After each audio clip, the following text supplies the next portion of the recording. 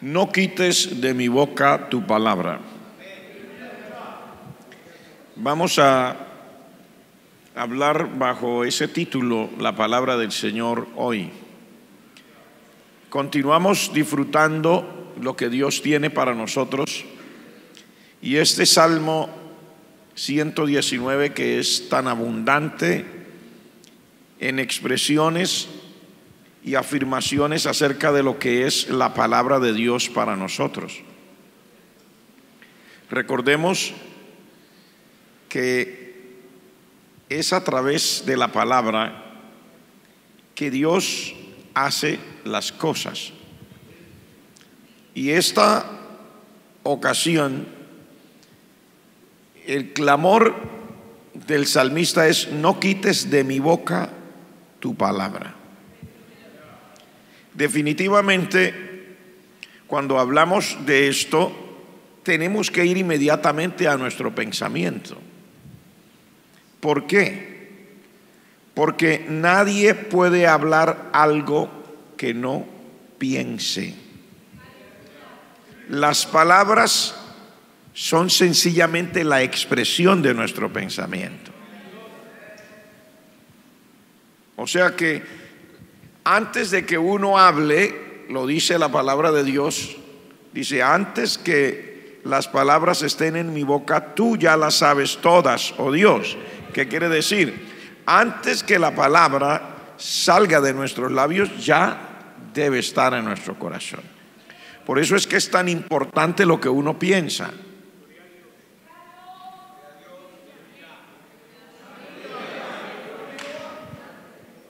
Lo digo de nuevo, es tan importante lo que uno piensa.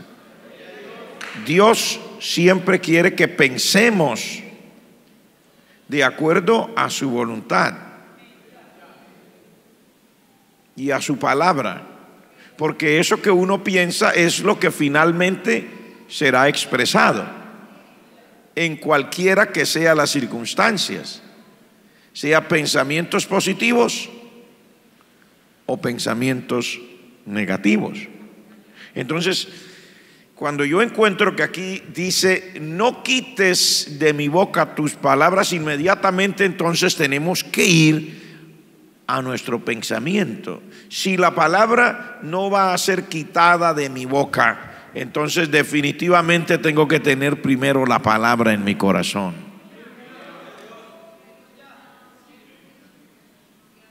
En el Evangelio, el Señor Jesucristo, hablándole a los que le seguían, le dijo: el hombre bueno del buen tesoro de su corazón saca cosas buenas. Si nosotros queremos que la palabra de Dios esté permanentemente en nuestra boca, entonces tenemos que haber comido primero de esta palabra. No podemos hablar una palabra que no esté primero en nuestro corazón. Y como los días que vivimos son tan amplios en brindarnos tantas cosas de las cuales llenarnos, somos nosotros entonces los que tenemos que decidir qué es lo que quiero usar para llenar ese corazón. Si quiero usar la información que recibo de los medios de comunicación, o quiero usar la información que recibo en un momento determinado cuando estoy en la calle, que sucede de manera como no planeada, o si quiero usar una información que recibí de las personas de forma planeada, porque también yo decido de qué quiero hablar y con quién quiero hablar. Pero tenemos la opción de llenar nuestro corazón también de una manera planeada, o sea, de una manera sistemática, clara, una determinación de llenarla de lo que Dios dice. Entonces allí ya entra en juego la disciplina. O sea, una forma sistemática, organizada, que se cumple para lograr un propósito. Entonces entra en juego ese yo querer, yo anhelar y yo decidir que la palabra de Dios esté primero en mi corazón. Tiene que haber entonces en el creyente un gran deseo de volver a la palabra de Dios, para que la palabra de Dios luego no sea quitada de nuestra boca. ¿Qué es lo que está diciendo allí? Mire, nosotros a veces hablamos y organizamos nuestro discurso, pensamos que es lo que queremos decir, es normal. Si usted tiene que hacer una exposición en el colegio, en la universidad, usted va a organizar su discurso. Si es como en el caso mío, en este momento estoy hablándoles a ustedes de la palabra de Dios, yo tengo que organizar primero lo que les quiero decir. Pero esa es la parte que probablemente es mínima en la vida. Porque cuando Dios le dio al ser humano el privilegio de hablar, le dio una boca, cuerdas bucales, el privilegio de expresarse. Desde ese momento en adelante los seres humanos es algo que es natural en nosotros. ¿Qué? Hablar. Y hablar es una bendición, pero al mismo tiempo es algo de mucho cuidado.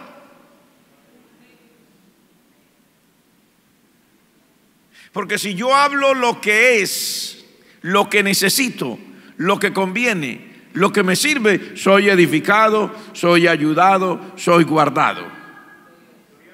Pero si por alguna razón hablo lo que no necesito, lo que no debo, lo que de alguna manera no debería salir de mi boca, entonces en vez de ser ayudado, de ser bendecido, soy como golpeado, o podría ser destrozado por mis mismas palabras. Y déjeme decirle que eso no es solamente referente a personas, sino referente a la vida. Muchas personas viven una vida de tristeza y de angustia porque es lo que ellos continuamente proclaman. Usted ha oído expresiones como: uy, qué vida tan triste. Eso no está hablando de nadie en particular, supuestamente es de la vida. Qué vida tan triste, qué desdicha esta vida. O sea, las personas comienzan a hablar mal de la vida que Dios le permitió, porque es Dios el que le dio la vida. O a veces acerca de la comida. A veces nosotros no apreciamos lo que tenemos. Mientras no nos haga falta, nosotros no apreciamos. No importa qué tipo de comida sea. Algunos se quejan de las galletas de soda, otros se quejan de otro tipo de comida, otros se quejará de una comida: ay no, siempre comiendo lasaña. O puede ser que se queje: ay Dios mío, qué tristeza, uno siempre comiendo pollo. O ay no, yo ya no hallo qué hacer, esta vida es solo carne, carne, carne. Cuando le toque como a Elías, que la palabra de Dios dice que Dios hizo un milagro para Elías y para la familia que lo hospedó, y todos los días comían una tortica, o sea, una arepita y un vaso con agua. Esa era la comida, el desayuno, y no sé si había almuerzo o si era solo la cena, pero ya sabían qué era. Y a veces uno se puede quejar: ay, siempre lo mismo, siempre lo mismo, siempre lo mismo. Pero eso no es solo acerca de la comida, es también acerca de muchas otras cosas que uno se podría expresar negativamente.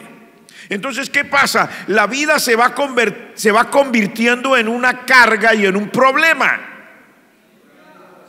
¿Por qué? Porque ya lo dijo y predispone su vida para eso. Qué vida tan triste, qué vida tan triste, qué vida tan triste, que usted lo ve y usted no lo logra sacar de ahí. Para ellos la vida es solo tristezas.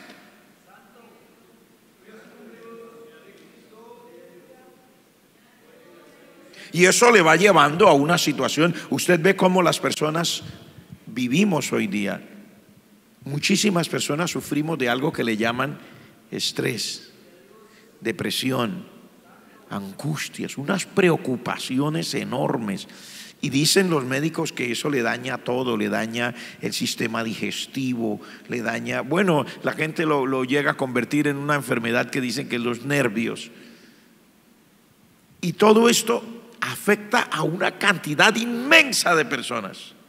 Cuando yo les digo inmensa, los que tienen acceso a este tipo de información o han ido a los sitios donde tratan a las personas con problemas de este tipo, se encuentran con la sorpresa de que se están tratando desde niños en adelante con este tipo de situación.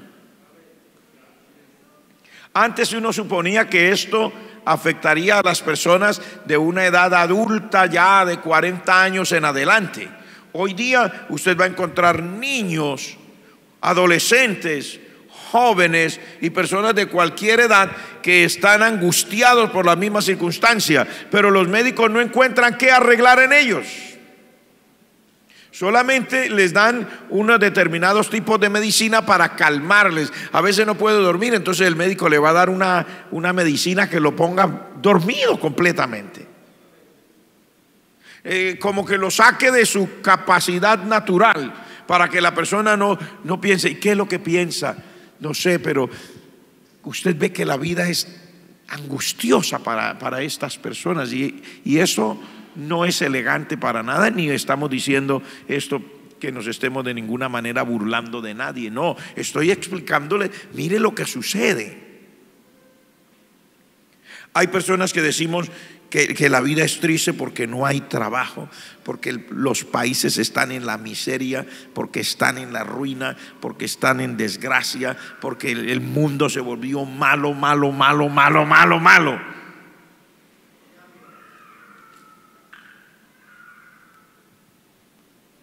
Y eso es lo único que ve.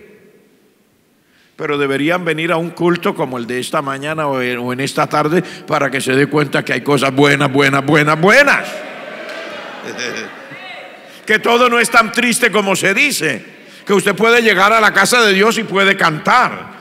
Tal vez usted no cantará así o no le guste como cantaron el especial. Yo no sé si a usted le gusta o no. A mí me encanta como cantaron ahora, y me encanta como cantaron durante el devocional. Me encanta cuando se canta para Dios y se alaba el nombre del Señor y se exalta el nombre de Dios. Pero la gente que piensa que todo está malo, malo, malo, el mundo está malo, debería venir y darse cuenta. Llegó al culto y se dio cuenta que todo no es malo, que hay cosas buenas que Dios ha preparado para los que le aman.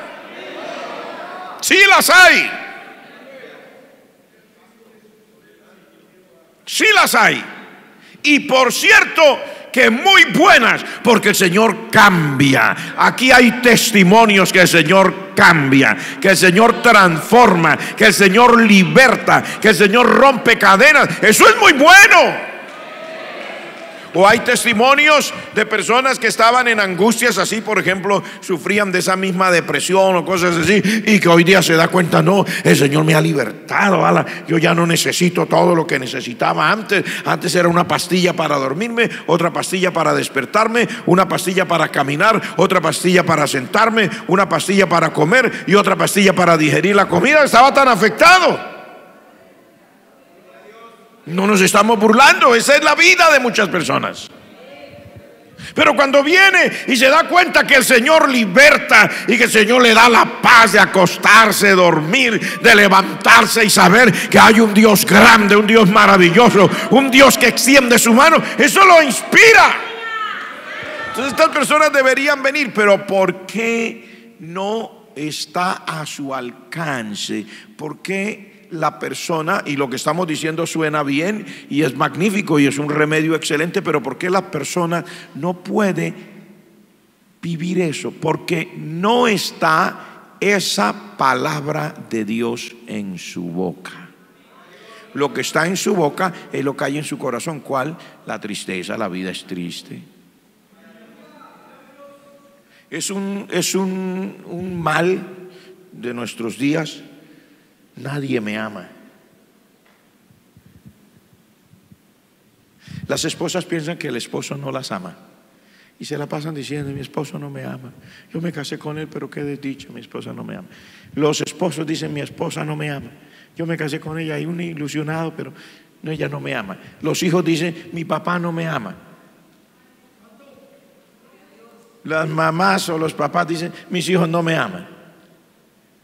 Usted llega a la iglesia y usted encuentra: el pastor no me ama, la iglesia no me ama, los diáconos no me aman, el que hace el aseo no me ama. O sea, es un problema generalizado. No sé si usted me entiende lo que le quiero decir. No estoy tratando el tema de si usted siente que lo ama la iglesia o el pastor o no. Le estoy mostrando que es un problema generalizado, que se va a la casa, se va al hogar, se va a las relaciones interpersonales, aquí o en cualquier lugar. Y la gente se siente sola. Y usted oye todas las tragedias que pasan.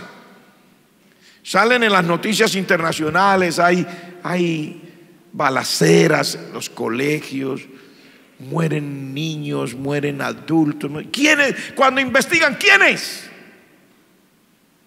Siempre llegan a lo mismo. Una persona que le había pasado un problema, que no lo aceptaron en la escuela, en el colegio, en la casa, y él siente que nadie lo ama, y como nadie lo ama, se le entró una cosa, que nadie lo ama y que nadie lo ama. Ese es el resultado final. Se le llena el corazón de amargura, de odio, y le produce odio ver a otro que aparentemente está contento mientras yo estoy en una amargura y en una tristeza terrible, porque a mí nadie me amó, mi padre no me amó, mi madre no me amó, mis hijos no me amaron. O sea, es una tragedia. ¿Qué es lo que estamos mirando acá? El título de esta palabra que Dios nos da es: no quites de mi boca tu palabra. Es que el remedio está en entender lo que Dios dice y poderlo tener primero en el corazón para que luego esté en la boca. ¿Usted quiere saber cómo funciona esto? Bueno, yo le voy a leer cómo funciona esto. Dice: deje el impío su camino y el hombre inicuo sus pensamientos, y vuélvase a Jehová, el cual tendrá de él misericordia, y al Dios nuestro, el cual será amplio en perdonar. Y sigue: porque mis pensamientos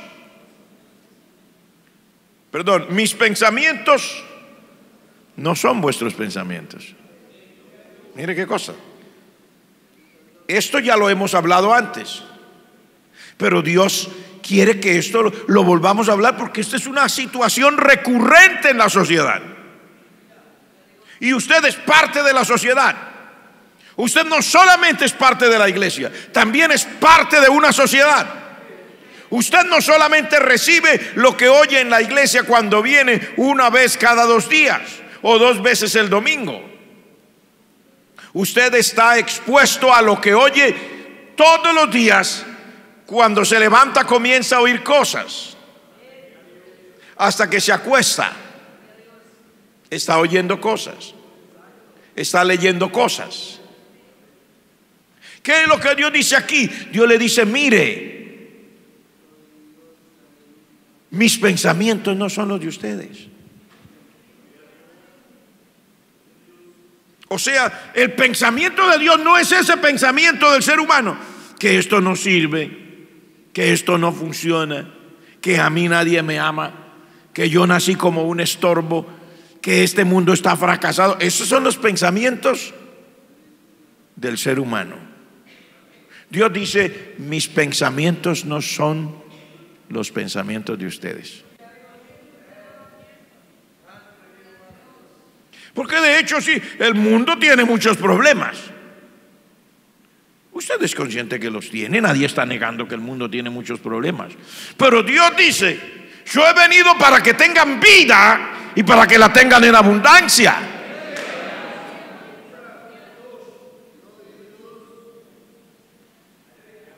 Dios siempre está dispuesto con una bendición, no solo para usted que está en la iglesia, sino para todas las personas. Todas las personas tienen acceso. Ahora, que la gente no quiera entrar a la presencia de Dios es otra historia, pero todas las personas tienen acceso. Si usted viene con el corazón humillado, aquí dice: deje a la persona impía, o sea, alguien que no practica el camino de Dios, es lo que está diciendo. Deje su camino, vuélvase a Dios, el cual será amplio en perdonar, y al Dios nuestro, ¿verdad? El cual tiene misericordia de él. Y luego le dice Dios: mis pensamientos no son los de ustedes, ni los caminos de ustedes son los caminos míos, dice Dios.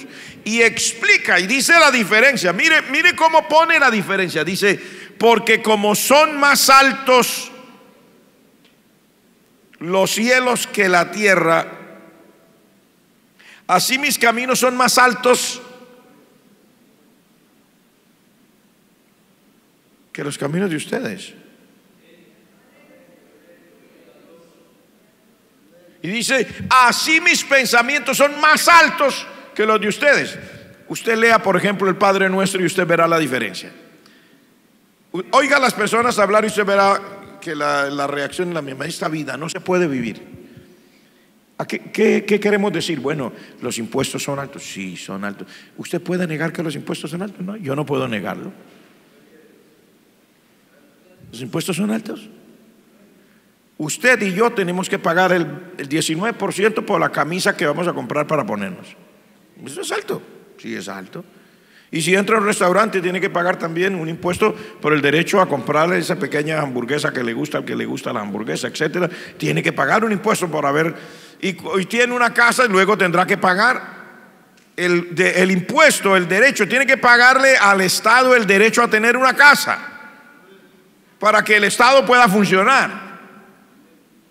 Porque las cosas no funcionan sin dinero. Pero a veces el costo es altísimo y la gente se queja: pero es que todo no va para donde dicen. Se supone que yo pago esto para que esto funcione, pero pagamos y no funciona, y dicen que no hay dinero, y el dinero aparece en bolsillos ajenos, en cuentas extrañas. Todo eso es cierto, nadie puede negarlo. Pero mire el Padre Nuestro: Padre nuestro que estás en los cielos. Si yo me quedo ahí, con eso tenemos para predicar por lo menos 2 horas esta noche. Porque cuando dice Padre nuestro, ¿sabe qué está haciendo? Está hablando de que tenemos el mismo Dios que tuvieron los antiguos y los que me antecedieron. En la antigüedad, cuando los patriarcas de Israel se referían a Dios, decían: el Dios de Abraham, el Dios de Isaac y el Dios de Jacob. Ese se referían o se referían al Dios de mis padres. Dicho en otras palabras, que Dios nos enseñó a acercarnos a Él como el Dios eterno que siempre ha estado a favor de todos aquellos que quieren buscarle. Que usted no está sirviendo a un Dios diferente. Usted y yo, cuando venimos a servir a Dios de todo corazón, estamos sirviendo al mismo Dios, creador de los cielos y de la tierra. Y no solo creador de los cielos y de la tierra, también sustentador de todas las cosas. Sustentador, porque con su palabra sostiene. Y luego ahí sigue hablando: santificado sea tu nombre. Hay que darle la gloria a Dios. Venga tu reino. Está hablando de cosas espirituales, está hablando de que se cumpla la voluntad de Dios. Que se haga tu voluntad, así como se hace en el cielo, también en la tierra. Y luego, cuando viene a lo material, mire cómo lo dice: el pan nuestro de cada día, dánoslo hoy. ¿Sabe qué quiere decir eso? Que Dios conoce las necesidades pertinentes en lo físico, en lo material del ser humano. No habla del impuesto. Habla de que Dios tiene el poder para darle el pan. ¿Qué es lo que usted necesita? ¿Qué necesita usted? Pues que sean suplidas sus necesidades básicas: comer, vestir, estudiar, las cosas que se necesiten en la vida. ¿Qué es lo que está diciendo ahí? El pan nuestro de cada día, dánoslo hoy. O sea, que el Señor tiene el poder para suplir la necesidad suya ahora. Dice en otros términos, en otras partes de la Escritura, hablando el mismo Señor Jesucristo, dice: miren, las aves del cielo no trabajan,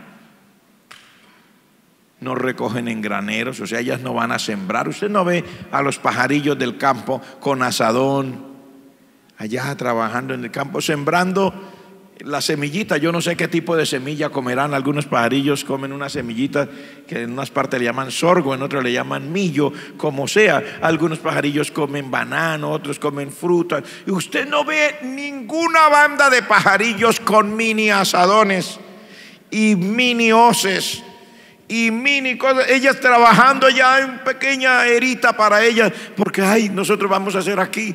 No. El Señor Jesucristo mismo lo dijo y usted lo ve. No trabajan, no recogen en graneros. Y vuestro Padre Celestial las alimenta. Y luego dice: ¿no valen ustedes más que esos pajaritos? Por supuesto que sí.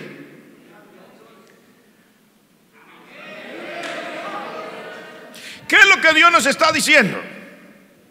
Sin importar la época que hayamos vivido y las justicias o injusticias que nos rodeen, Dios sigue siendo el mismo para nosotros. Sigue haciendo la misma provisión, sigue dándonos lo mismo. Yo le agradezco al Señor por todas las cosas, aunque parece simplista, pero no es simplista. Es el reconocimiento de la grandeza de Dios. Cuando yo era niño y vivíamos en esta ciudad, vivíamos cerca de acá, unas 4 cuadras hacia allá, y aquí por esta misma calle que hay al frente de la iglesia, media cuadra hacia allá, quedaba una panadería. Y en la casa éramos muchos. Nosotros somos 13 hermanitos y mis 2 padres. Y tenía que venir alguno, y a veces me correspondía a mí, a comprar el pan para el desayuno. Y yo venía a comprar el pan para el desayuno de una tribu. Y lo llevaba en una bolsa así grande que daba la panadería, daba una bolsa así grande. Y yo recuerdo que en alguna ocasión, cuando compré el pan, me preguntaron y ellos me ponían lo que llamaban en ese tiempo el vendaje, o sea, le daban a uno algo de más por haber comprado. Y me preguntaron: ¿para cuál tienda es? Si no, es para la tienda de mi casa. Y yo venía, recuerdo, con 5 pesos. 5 pesos. Compraba ese pan, esa cantidad, para la tribu de mi casa. Hoy día usted sale con 5 pesos, no existen. Ahora son miles. Pero ayer comí pan, cuando era niño comí pan. Hoy ya estoy canoso y voy a terminar mis días y todavía comeré pan. Gloria al nombre del Señor. ¿A qué me refiero? Tenemos un Dios grande, grande, grande, grande, grande, grande, grande, muy grande.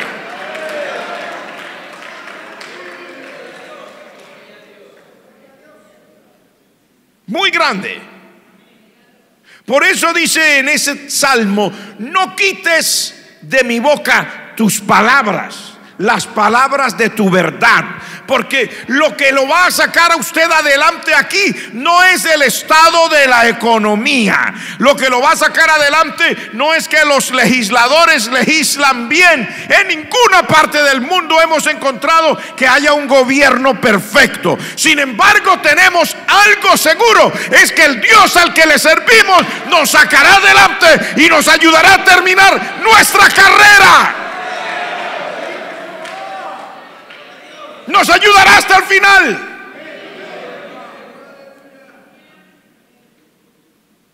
Aleluya.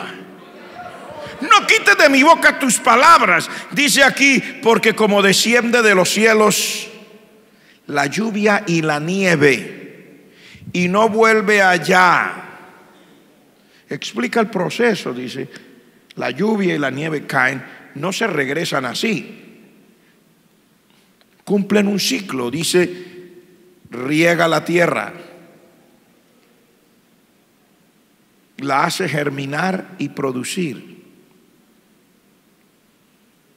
y da semilla al que siembra, y da pan al que come. Dice: así será mi palabra que sale de mi boca, dice Dios, no volverá a mí vacía.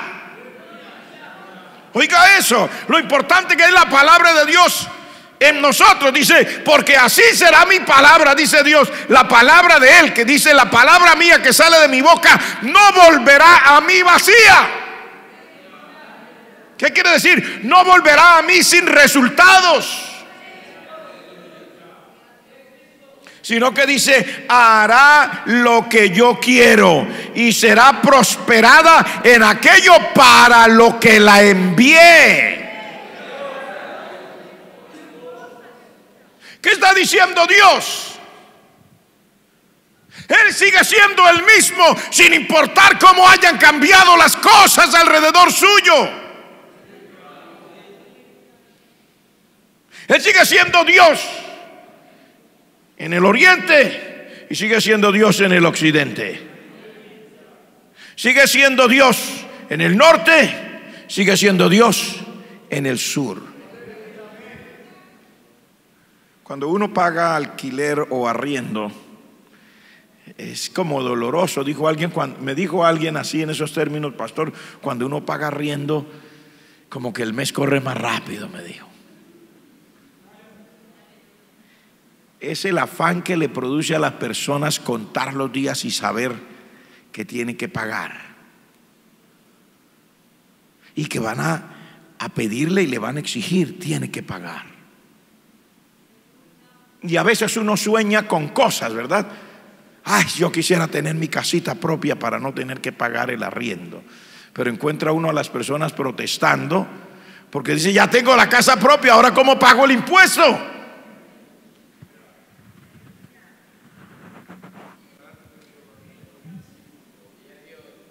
No tengo para pagar el impuesto.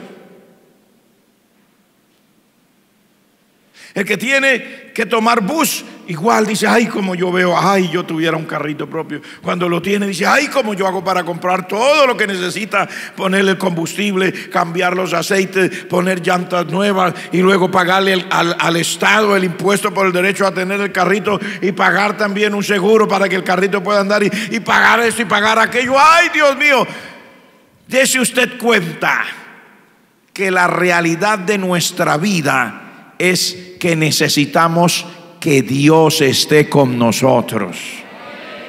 Sea que paga el pasaje en transporte público, o que Dios le proveyó ese carrito que tanto anhelaba, sea que paga el arriendo, o sea que la casita está escriturada a su nombre, lo que usted necesita no es ni lo uno ni lo otro, sino la gracia del Señor con usted.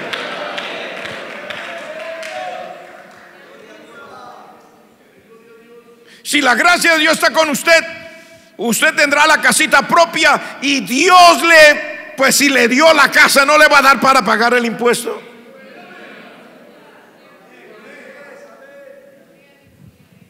El Señor Jesucristo lo dijo en estos términos: si les dio el cuerpo, ¿no le dará el vestido? Si le dio la vida, Pregunta el Señor, ¿no le dará el alimento? ¿Qué es más caro, el alimento o la vida? ¿Qué costaría más, el alimento o la vida? Bueno, ya le dio la vida, ¿será que no tiene para darle el alimento? ¿Qué es más caro, el cuerpo o el vestido? El Señor le pregunta, entonces, si le dio el cuerpo, ¿no le dará el vestido? Pero déjeme hablar de esto en todos los términos, porque cualquiera creería que entonces nos centramos a hablar de lo material. No, hablemos de otras cosas. Le permitió el hogar, ¿no le dará la sabiduría para mantenerlo? Le dio la salvación, ¿no le dará el poder de Dios y la ayuda de Él para mantener esa salvación preciosa que le dio? Le dio la redención, ¿no lo mantendrá en ese camino nuevo? Sí, el mundo es malo, sí, hermanos, el mundo es malo. Desde que nuestros primeros padres pecaron hasta el sol de hoy, el mundo no es bueno, el mundo es malo. El Señor Jesucristo habló en esos términos, y Juan el Bautista también dijo: generación de víboras, de serpientes. ¿Quién los enseñó a huir de la ira venidera? O sea, el mundo nunca ha sido una cosa. Uno cree que el mundo es malo ahora. Todas las generaciones han creído lo mismo. El mundo de ahora es más malo. El mundo siempre ha sido malo, pésimo. Por eso han caído los juicios de Dios sobre la sociedad desde tiempos muy antiguos hasta el sol de hoy. Pero mire que en medio de todo ese mundo malo, dice la palabra de Dios que Dios ha tenido gente. Cuando habla del mundo de la antigüedad, dice: y Enoc caminó con Dios y no fue hallado, porque Dios lo traspuso, se lo llevó. Y dice que no lo hallaron. Cuando dice que no lo hallaron es porque lo buscaron, no lo encontraron. En el tiempo de Noé era tan malo que Dios envió el diluvio. Pero la Biblia dice: pero Dios vio a Noé, y Noé hizo el arca. Y así en cada época Dios ha demostrado que, sin importar lo malo que sea la gente alrededor, a quien Él le permite este gozo, este privilegio, y la persona lo acepta y decide abrir el corazón, Él está disponible para ayudar a cualquiera en medio de cualquier generación. Está disponible para ayudarnos a nosotros hoy. Ciertamente vivimos en medio de una generación perversa y maligna. ¿Quién puede negarlo? Nadie puede negar que la generación en la que vivimos es una generación que alguien me dijo que estaba loco, y otro dijo: no, pastor, no están locos, están locos y medios. Y la gente dice que nosotros somos los locos. No, piense lo que quiera, la generación en la que vivimos está en un problema grave, en una crisis horrible. Pero Dios sigue siendo Dios en su mismo trono. A Él no lo afecta, a Dios no lo afecta las amenazas de las personas, a Dios no lo afecta las ideologías de los que gobiernan, a Dios no le afecta las decisiones de las personas, a Dios no lo afecta la situación económica de la sociedad. Al Señor no le afecta nada, Él es Dios.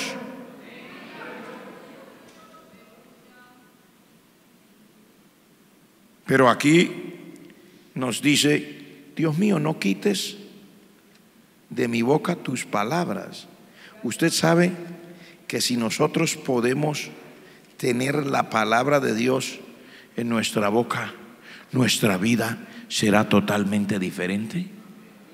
¿Ha leído usted el libro del profeta Habacuc? Cuando comienza, usted encuentra al profeta Habacuc hablando como todos los demás, porque era una persona, hermano. Hay personas que cuando hablamos de la palabra o predicamos nos sentimos tan inspirados que menospreciamos a los hombres de la antigüedad. Mire este hombre cómo era, igual a usted.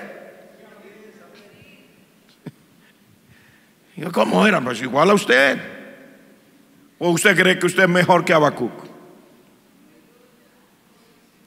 A usted también de vez en cuando la boquita lo traiciona. A usted también de vez en cuando la situación lo pone como a pensar dos veces. Mírelo y verá, él comienza comienza hablando como cualquiera de nosotros. Oh Dios, ¿por qué permites esto? Mira, el pez más grande se traga al más pequeño. O sea, habían injusticias, había de todo. Dios mío, son como los peces del mar, no hay quien gobierne. O sea, una anarquía total. Y él, digo, no, yo me estaré aquí a ver qué me van a responder acerca de mi queja. Dios le habla. Dios le dice, Habacuc, mira, el que su alma no es recta se enorgullece, pero el justo vivirá por la fe.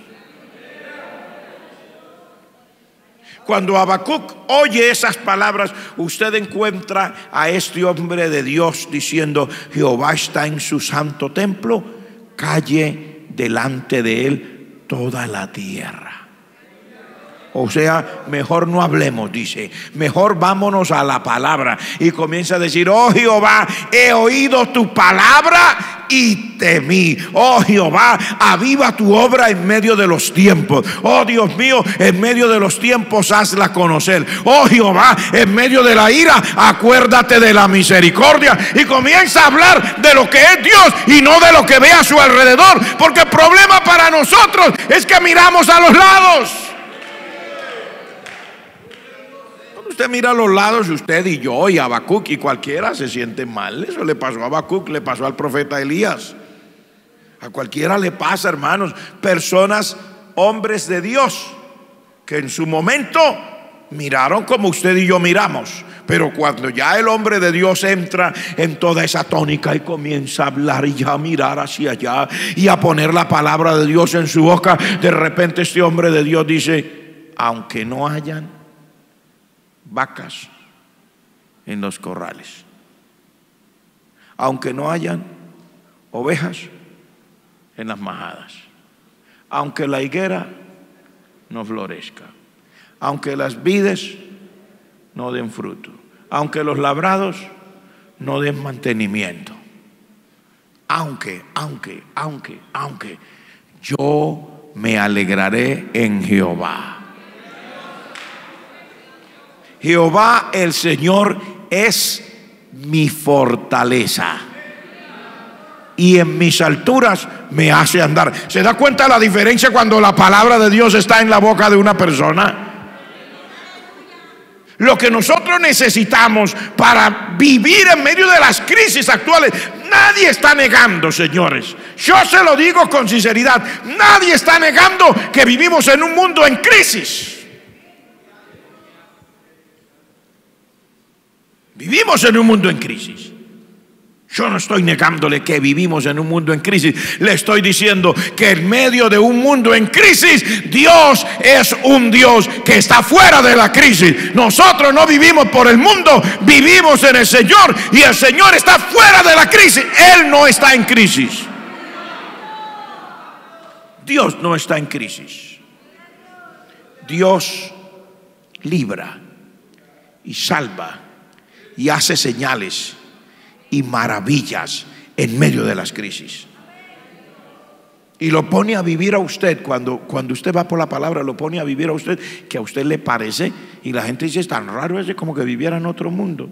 Pues sí, vive en el mundo de Dios, de su palabra, de la fe en el Señor. Vive en otro planeta, sí, Señor, yo no sé cómo le llame usted, pero vive de otra manera. ¿Por qué? Porque tiene la palabra de Dios. Y es lo que dice aquí el salmista: no quites de mi boca tus palabras. Venga a mí tu misericordia, oh Jehová, tu salvación conforme a tu dicho, y entonces le daré respuesta a mi avergonzador de que yo he confiado en tu palabra. Entonces tiene otro discurso, y ese discurso sale de su corazón.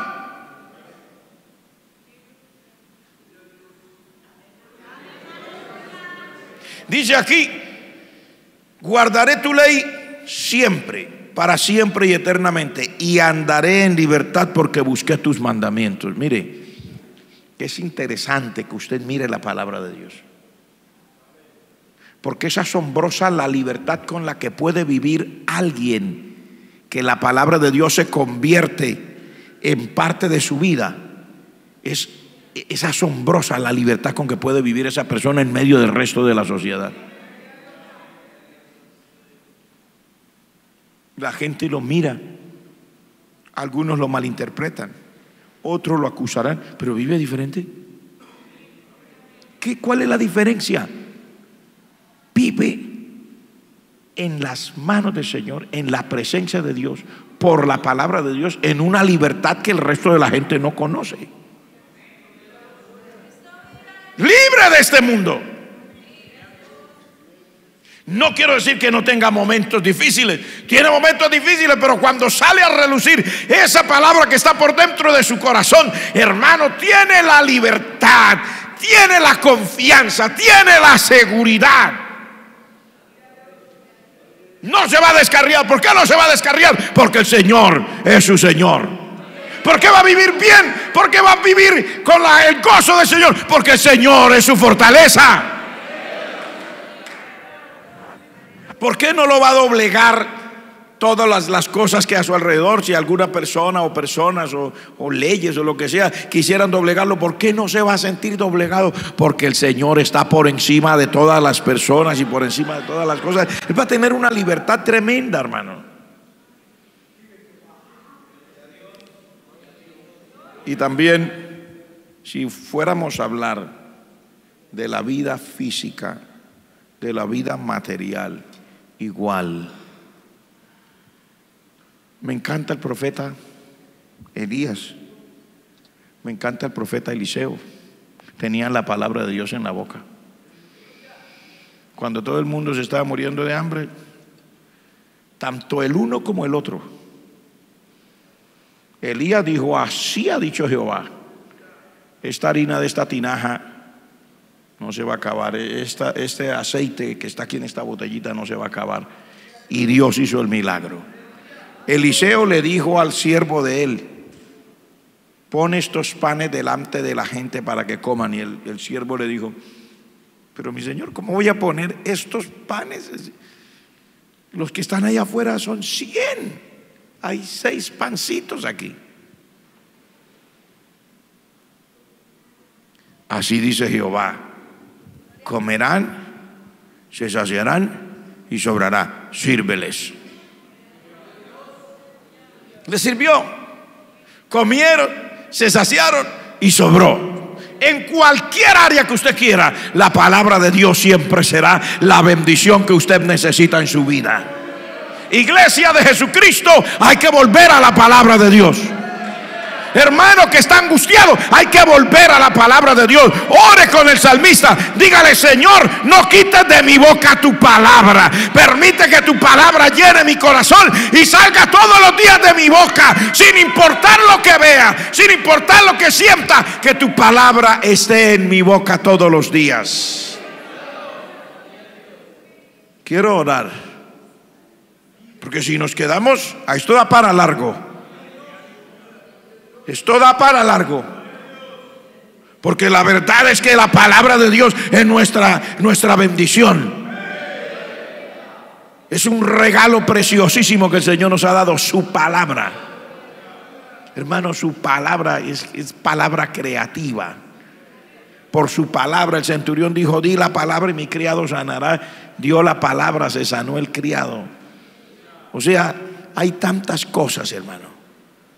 Los que estaban en la barca cuando se iban a hundir: ¿quién es este?, dijeron, que hasta el viento y el mar le obedecen. ¿Qué hizo el Señor? Peleó con el agua y se puso en pie y le dijo al mar y al viento: calla, enmudece. Se calmó el viento, se calmó la tempestad. Es el Señor al que le servimos. ¿Está usted aquí conmigo? ¿Puede usted orar conmigo? Si puede orar conmigo, le invito a que se ponga de pie.